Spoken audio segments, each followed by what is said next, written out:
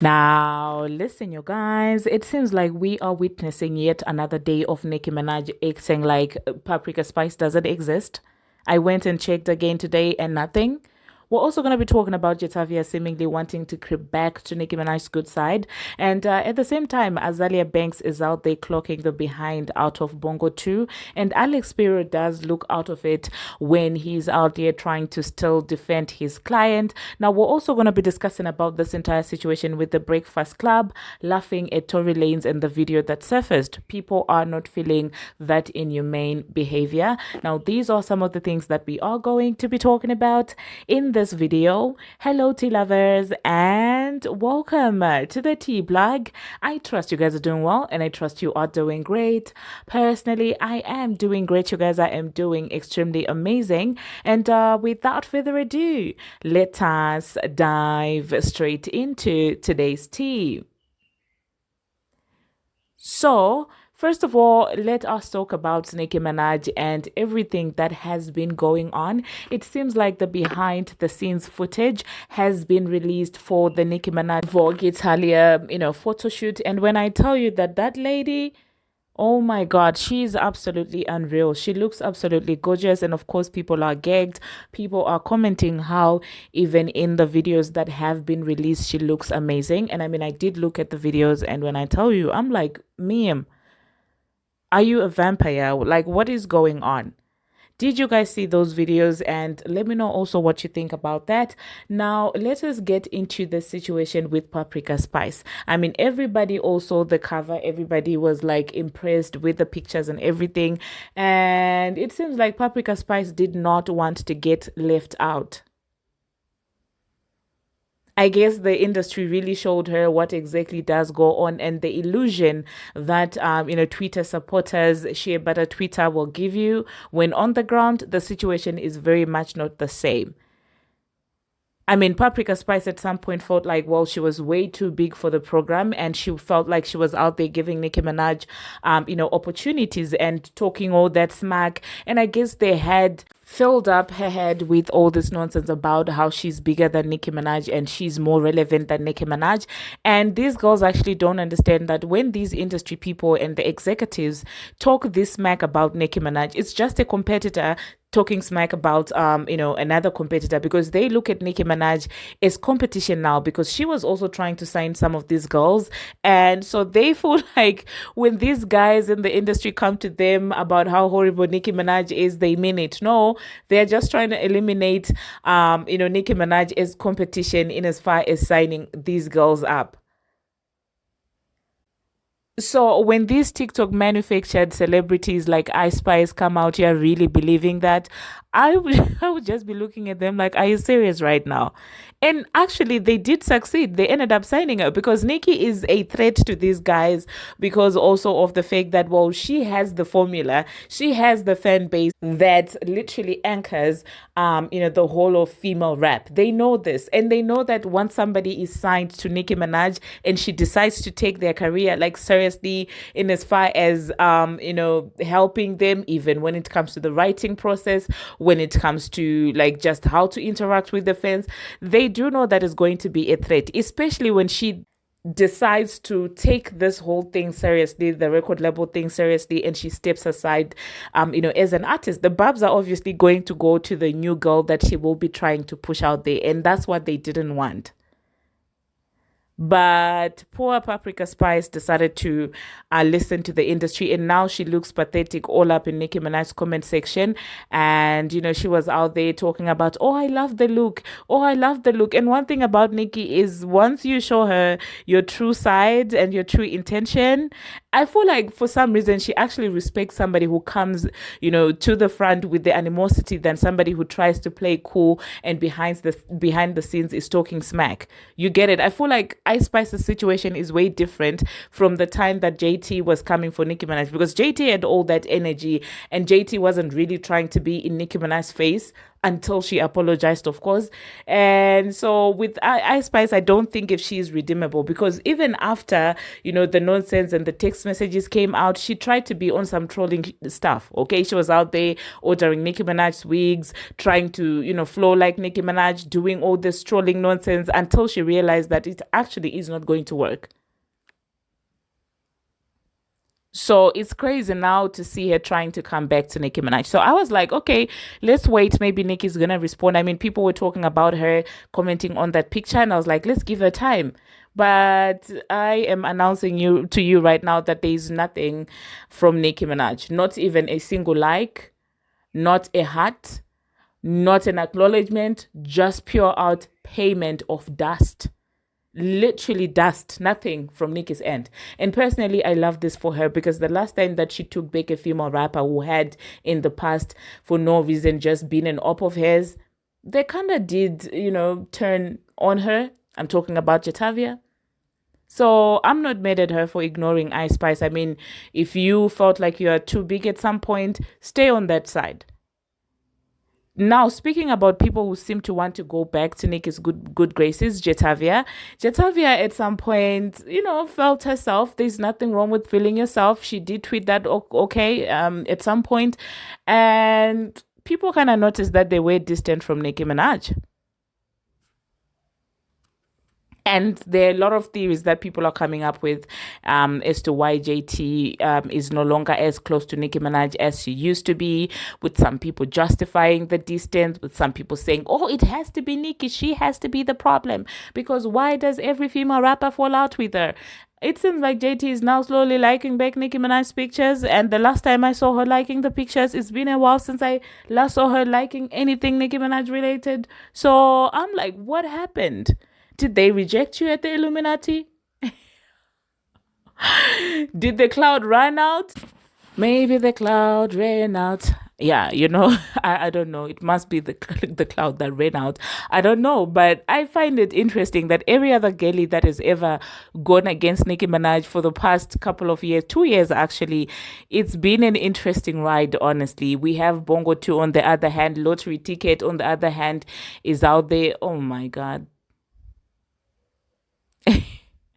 It's a mess, okay? And I do hope that Nicki continues to pay those girls dust, because if somebody was been in the industry for such a long time, tells you that this is what the industry does. These are the games that they're just trying to make you play. You think we're joking. And if it comes to JT, if it's about her wanting to be close to Fraudulent Nation and thinking that, well, they would take her career far, they couldn't even take Bongo 2's career anyway. And you know how they play. If you think we're joking, ask Chloe Bailey. They will tell you that they will hold you back to make one person shine. And if at that point their main focus is Bongo 2, yeah, they're gonna sign you to eliminate competition. If you think I'm lying, go and ask Ken the man. She will tell you everything that happened with Fraudulent Nation. Moving on to the next thing that we're going to be talking about, the Breakfast Club. It seems like these guys never really grow up. They don't know when to laugh. They don't know when not to. You guys know that, well, the video of Tory Lanez getting, in the jail was really, dropped and leaked a couple of days ago. And they were discussing this issue. For some reason, Charlamagne and Jess Hilarious felt like this was the right time to make jokes about the situation, talking about Tory's stature. And I'm like, can you read the room? Like, can you? Somebody almost lost their lives, and there are questions when it comes to everything that went down that night, but you are insensitive to that level. What happens when it actually comes out that this man was lied on? You're gonna say what? And were they going still to laugh if Tory had lost his life? It doesn't make sense to me that in one breath you're asking for sympathy for one person, in the other breath you're out there making jokes and laughing about, someone getting done. Like, I don't see how someone can look at that video and find anything funny to say about the video. Like, I'm just shocked. Like, we get it, Jess, you are trying to be funny, you're trying to be hilarious and all of these things, but I mean, that video is just so raw to the point where even when I spoke about it, when I did my commentary on it, I had to force myself to continue watching it because it was just so inhumane, everything that was happening in that video. So for someone to still find something funny about that video, I'm just like, are these guys okay? We get it. You're loyal to Fraudulent Nation. You're loyal to the industry. You're loyal to whatever it is that you're affiliated with. But I mean, you're still a human being, right? I'd like at least to believe that. But anyway, let me insert what they said, you guys, and let me know if this makes sense for grown up people to be doing that. Lately, I've only been seeing that actually DJ Envy seems to be the only sane person on that program. And Lauren sometimes. I mean, it's all over the internet now. You guys remember when Tory Lanez was we forget it was last week. There's video of that is circulating. In the video, of course, you don't really see the actual the guy over top of him, and Tory's like Tory's kicking. so little that kicking like he's a kicking baby. and punching and basically trying to keep the guy off of him like a rag doll, just here to there. But no guards come. The whole time, no guards come. Because to be honest, it just looks like a fight. It does. It just looks like a regular fight. But I was wondering, I wonder if the guy came up behind him because Tory's big paws, right? If you look at his jail pictures, he's muscular. I was gonna say he's shorter. But he's muscular, and the guy that looked like he did the stabbing from his pictures, he looked very thin and skinny. So it feels like Tory should be able to flip him around. Man, everything you say just sounds gay. I wonder if he came up behind him. I wonder if he came up behind him. Tory's big. Tory big. You know what I'm saying? Then he stabbed him. But I was wondering if he could flip him around. He hit the ground. He was on the ground. I know you were the official DJ of the Freak Offs, man. Can't nobody tell me different. I can't even have a conversation without you saying something. Me?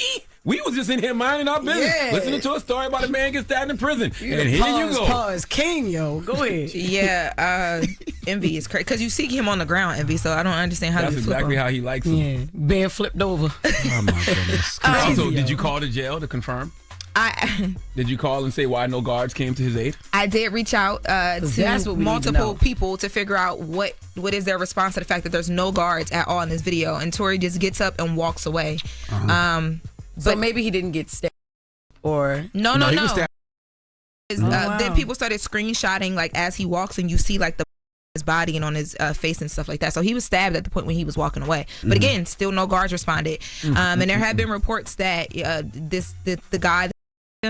He's spoken to TMZ, and he told them that he thought that he alleges that Tory Lanez was trying to put money on his head and was trying to take his life, so he thought he was acting in self-defense. How the hell did he speak to TMZ? What? They called him on the phone. Should he be in a box? They called him on the phone. He called them on the phone. He speak English? Huh? He speaks English? The story's in English. They said they had a prison phone call with Santiago Castillo, who's already serving life in prison. For those who don't know, you used to work at TMZ, right? Yes. How do people get videos like that from inside the jail? It's normally leaked from someone that would have access. And they get paid for it. I was going to say, do they pay for it? Like, do some outlets pay for it? Some outlets do pay for it, but it's not as much as y'all think. Like, people think you get a big payday and it don't be as much as you think. But some outlets do, some outlets don't. But sometimes things are leaked depending on who's leaking them, because you want something out there. You want people to be made aware of something. And that's why when I watched it, my first thing was, wait, where are the guards? Because to me, that was there's something's wrong. Like, absolutely. Like maybe guards were probably in on or whatever, or something like that. Because where are you guys? I don't know, but they supposed to be there. But yeah, so I did reach out to. I haven't heard back. I reached out to Tory Lanez's attorney. I also reached out to a rep for the warden, and I reached out to another person on Tory's team as well too. Just trying to figure out how they feel about the guards. Nothing yet. Okay, so what else is in a pot brewing? Okay, now let's.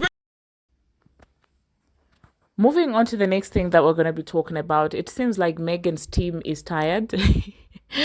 Alex Spiro was on the news yesterday trying to debunk everything that was said, and that man is exhausted. Like, I know this case stressed him out more than he's ever been stressed, but he is the one that brought it to the public. I mean, they had all the media on chokehold. They were controlling the narratives.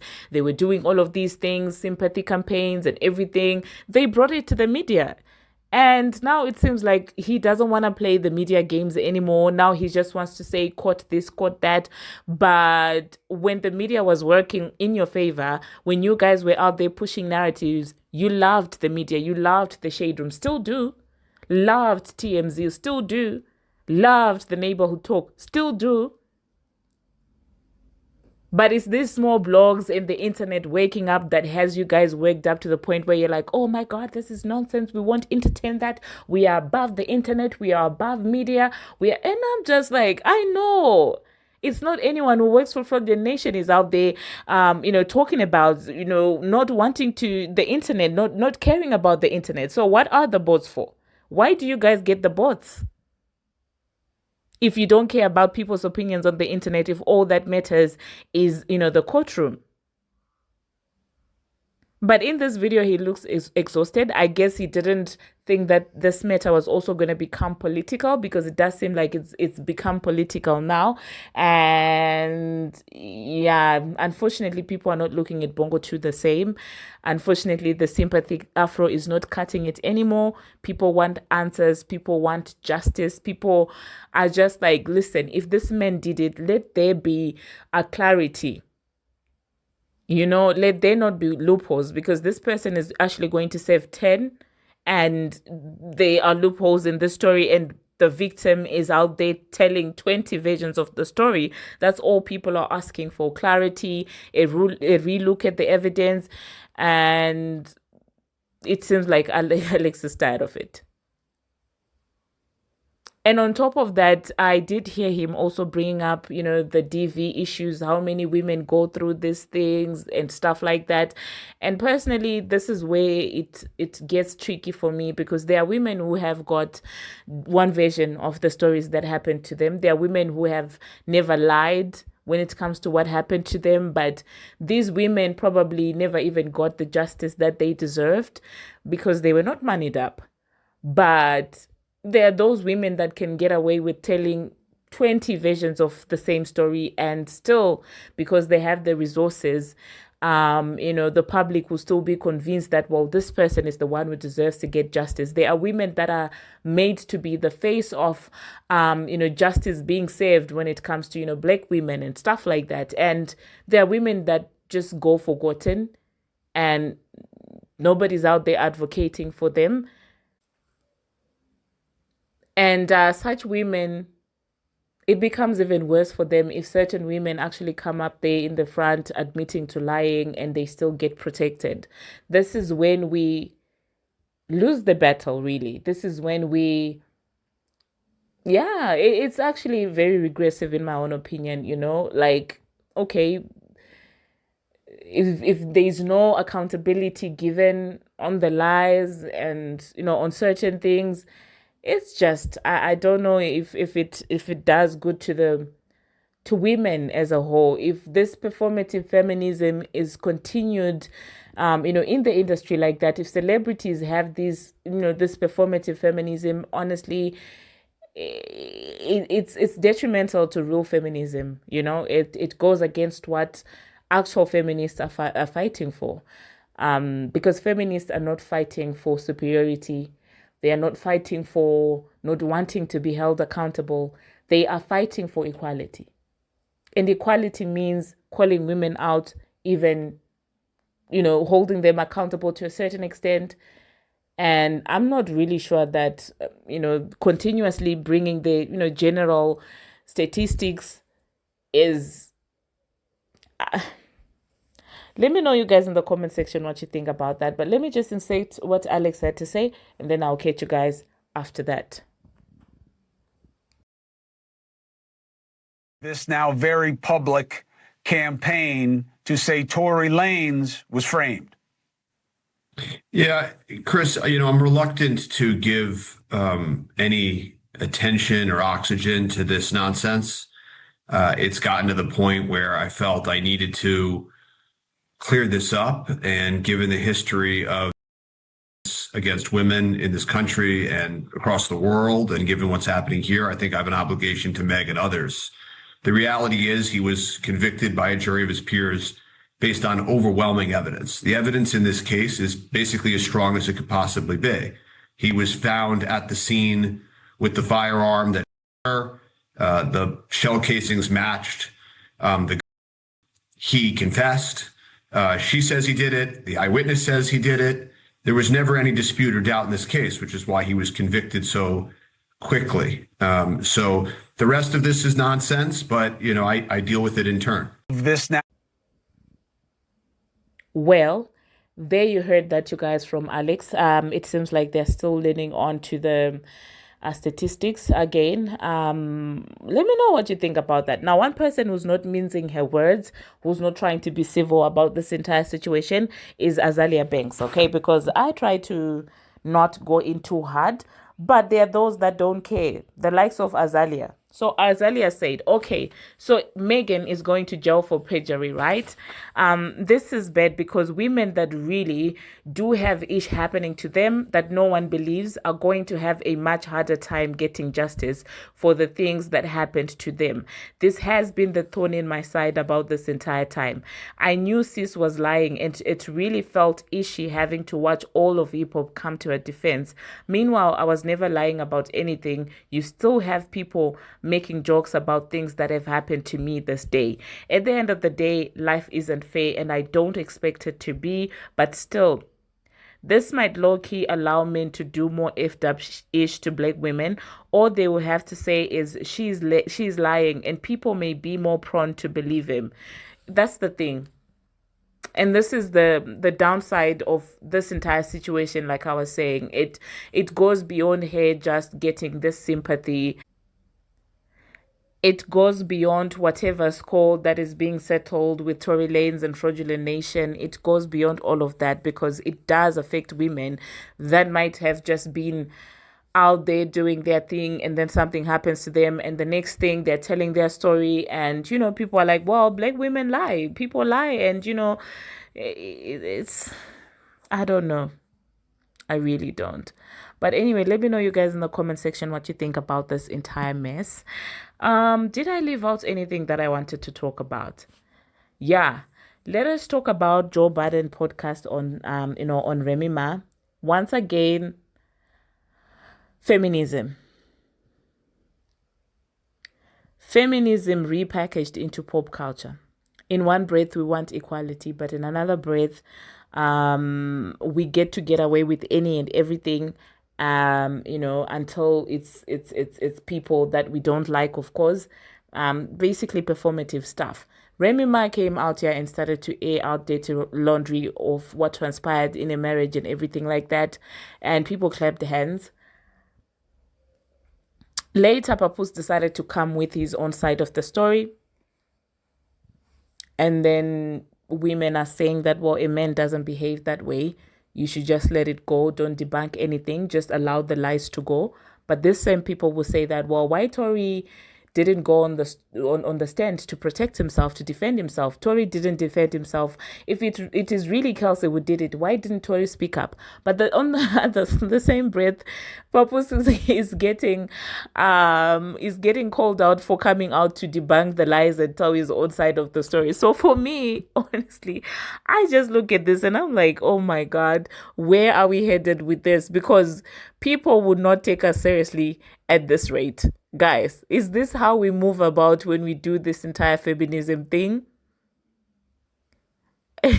We move with double standards. Huh? In one breath, we are, depending on the situation, we are shifting on the principles. Because I'm a person who fully believe in principles, okay? What's good for the goose should be good for the gander, or the other way around, So when it comes to principles being tweaked differently according to the situation, I'm just looking at people like, but you said men shouldn't speak up, they should just let the lies go, but at the same time men should be able to defend themselves. Anyway, Don't Call Me YT Girl was saying this on the Joe Budden podcast, and I just want you guys to listen to this and let me know if it truly makes sense or not, because to me it doesn't make any sense. So let me know in the comment section. Let me insert what she was saying. I'm not for with it, but no, you can't go live talking shit. That's crazy.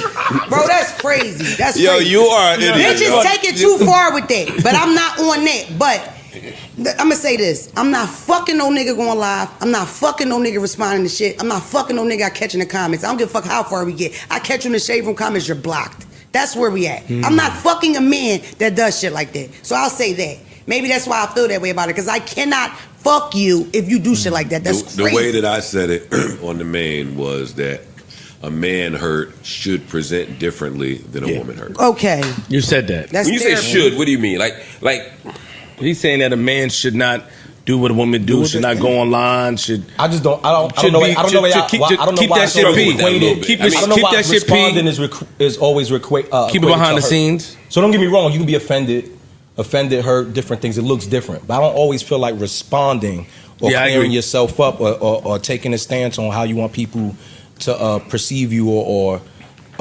look at the situation. It's always a matter of a man pulling the phone out, turning on Insta Live, and hitting the reverse cam, and angling it up. Should do you pick a away. filter too? You fucking girl. It's the devil. No. That's crazy. That's the devil for me. What are we talking? When Pat was on live, everybody that loved him kept calling that. Like, he kept having Facts. Because what the fuck are you doing? You're Papoose, bro. You could go fucking walk in a cereal aisle and make a fucking line to each cereal. Joe, you've never opened up your phone. That's what you do. You're fucking Papoose. You've never opened up your phone and hit that reverse. Everything I say is from experience. Joe, make sure you're speaking to the mic. Everything I say is from Mark. I just want to make everything I say is from experience. So don't get me wrong. I understand. I'm not admonishing him. I understand. I don't understand. Honestly. I understand it. Personally, it hurts.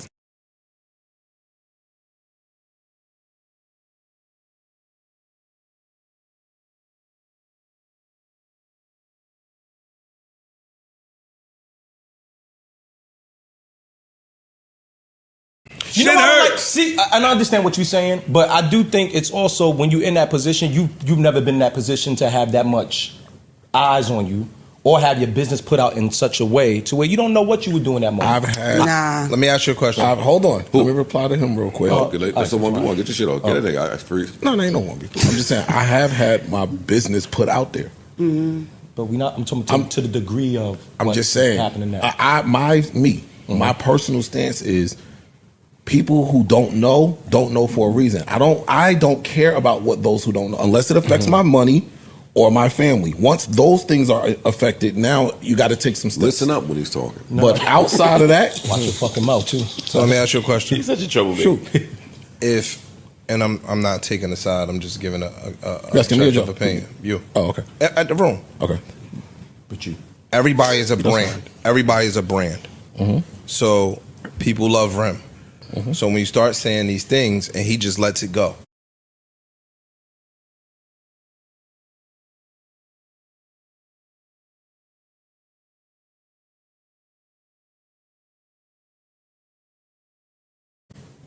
That can't affect his money and his branding. I just said unless it affects those things. If it is affecting them, then you respond. Those things can affect his money and his brand. Those things affect how he's perceived by everybody around him in the community and all that other shit. And so now, let's just say he's saying, yo, dog, let me clear up a few of the things that have been being said. Now, I think when they start the mudslinging shit, I think that's corny. Mm-hmm. But if you saying, yo, I'm this bad guy, right? Because it was, yo, you act like you this great guy. You stood by me, you rode for me, you did this, you did that. You did all these positive things for me, but that's not true. Then he's saying, yo, my nigga, I stood by you when you did this. I stood by you when you did this. I stood by you when you did this. I stood by you. We went to therapy. I did all of these things. I think some of that is just him protecting his name and his character and all those other shit. In today's society, my nigga, character travels way farther than truth. That's true. And people assume silence means that you're guilty. Yeah. And so you looking at it from a street perspective is, yo, suck my dick. I don't give a fuck what nobody think about what I'm doing. I know who I am. But when the money on the line, I'm looking at it like a whole perspective, like, because I'm a girl. I just responded to a bitch with 200 followers on TikTok, went on the bitch for 20 hours. Y'all don't want to know really I'm petty like that too. I pick them out. Most of us in here are petty like that. You what?